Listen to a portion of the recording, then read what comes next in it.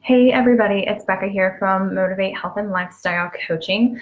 So if you see my blog post last week, it's all about 15 tips to prevent holiday overeating because with the holidays here, that's kind of what we tend to do, right? Um, and I know a lot of us, women especially, are stressed out about gaining weight during this time of the year because it's kind of inevitable to overeat and overindulge at these things when we go to all these, holiday parties or family get-togethers. And the other thing is, it's also overwhelming because there's so much information out there related to this and on this topic. So, because of that, I wanted to give you some real expert advice from Dr. Michelle May. If you've heard of her, that name sounds familiar. It's because she wrote the book Eat What You Love What You Eat. So, in this age, we basically live in this high fat diet, or we have all this information coming in, but we don't know what to do with that information. So yeah, I am going to give you a little bit more information today, but it's something that you can pick and choose, and they're tips that you can figure out which one's going to be the easiest for you to implement now versus down the road. So figuring out what approach works best for you can feel very overwhelming. So because on one hand, you have all of this information, like I just said, you have all this information right at your fingertips. And on the other hand, it can be really confusing and overwhelming. So who do you trust? How do you know what's going to be effective for you? Because you're not like the other person. Every single one of us is an individual. So what's going to work for you? And how do you know what's safe and what isn't? So I love all of these tips because they are simple things that every single one of us can do. It doesn't matter if you have maybe a chronic condition or other comorbidities. They're all things that every single one of us can do. So without further ado, let's dive right into this. So these 15 holiday eating tips will help you basically enjoy your season while eating more mindfully and still eating the foods that you love. Because I know I can't go without my pumpkin pie or the pumpkin rolls or whatever, the little smoked sausage thingies. Yeah, I can't go without that, but it's just eating mindfully. So let's jump in. So the first tip is to make an effort to pay close attention to your body's signal, because it's easy to get distracted from signals of physical hunger and feeling satiated at social gatherings, especially if food is the main focus of the gathering. The second thing is to be a food snob. So what does that mean? So that means like skipping the store-bought goodies or those snacks, like the dried out fudges and the stuffing, like the stuff is just not that great. So if the food you are selecting doesn't taste as good as you expected, then just don't eat it. Stop eating it and choose something else that's going to hit the spot for you.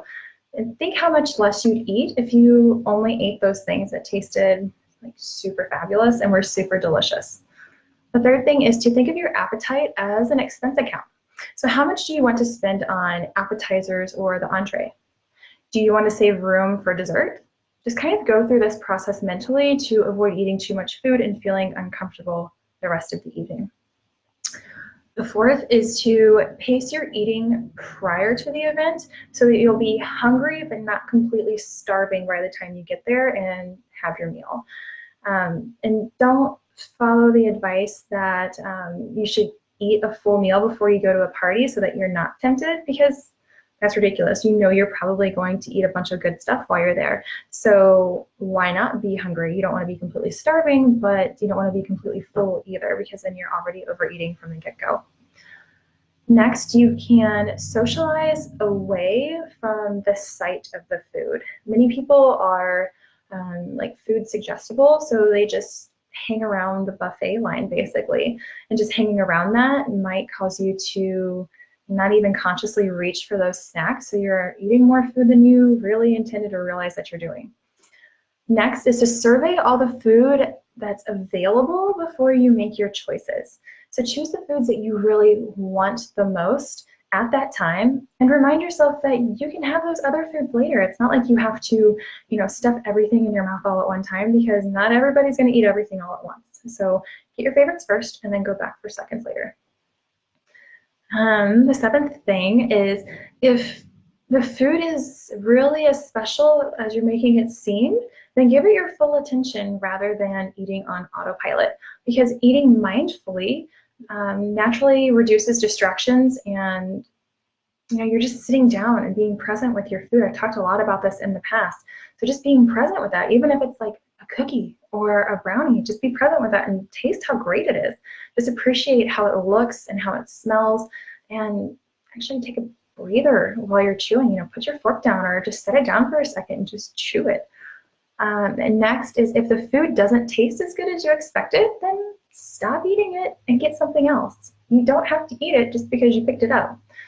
Next is, since the duration of your meal tends to be extended at these social events, you may need to have your plate taken away from you, or maybe put a napkin on it once you are actually satisfied, so that you're not going back and nibbling off of it unconsciously. The 10th tip is to be aware of the effects of alcohol on your awareness and food intake. Like, I know for me, when I start drinking, then I naturally will gravitate towards the kitchen and just start eating random stuff that I wouldn't normally eat at that time of the day, or that I just wouldn't normally choose to eat. So just be aware of that. Next is to be cautious of obligatory eating. So this one can get interesting.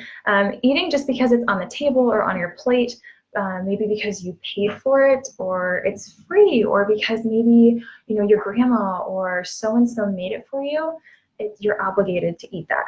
So I like to think of these people as food pushers, because they just constantly push onto you that you should be eating this, you should be eating that, I made it for you, it's your favorite thing, you should have this.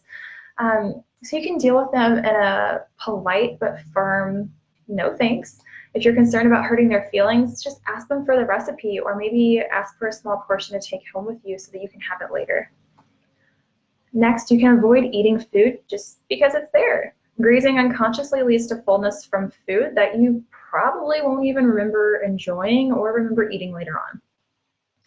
The 13th thing is, before having a cookie or a piece of fudge or any other holiday dessert or treat, check your hunger level. When you choose a favorite food to satisfy you, just try to sit down and eat it mindfully. And when you do that, don't have the guilt that you're having that piece of cake or that slice of pie or that cookie or that brownie, because that just leads to all these other stress chemicals, or this cascade of stress effects that basically sets you off into its entirely different direction. So then you're guilt eating.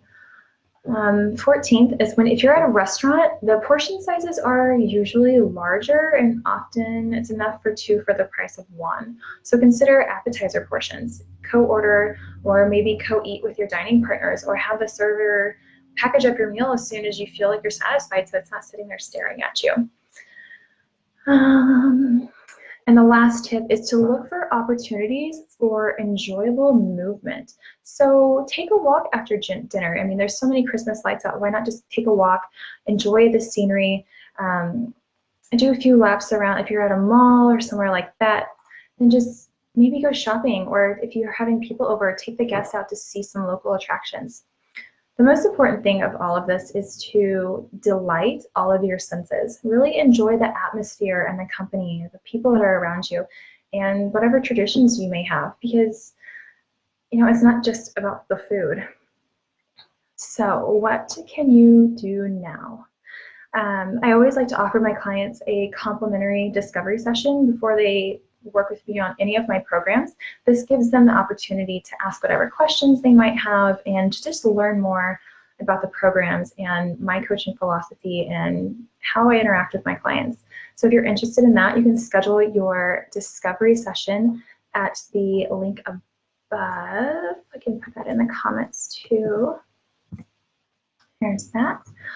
And P.S., a little side note, I am launching a 28-day challenge reset. It's a cleanse, but it's different than the cleanse you're probably thinking of. We're not going to be starving ourselves or, sitting on the toilets pooping our brains out, because that's not fun. I don't want to do that either. If you are on my email list, I just sent out an email about that. If you're not, then I will be posting more about that throughout the week. And I'll also be doing a Facebook Live probably maybe later today, maybe tomorrow. But basically, it's an invitation to help you build mindfulness, awareness, and to create self-care practices that are healthy and to just really figure out what foods trigger you to feel good and which ones don't. And then just kind of building basically creating a foundation for yourself so that you can go into 2019 being the best version of you that you want to and hitting whatever your resolutions are. So, okay, thank you guys. I will probably be back tomorrow. Bye.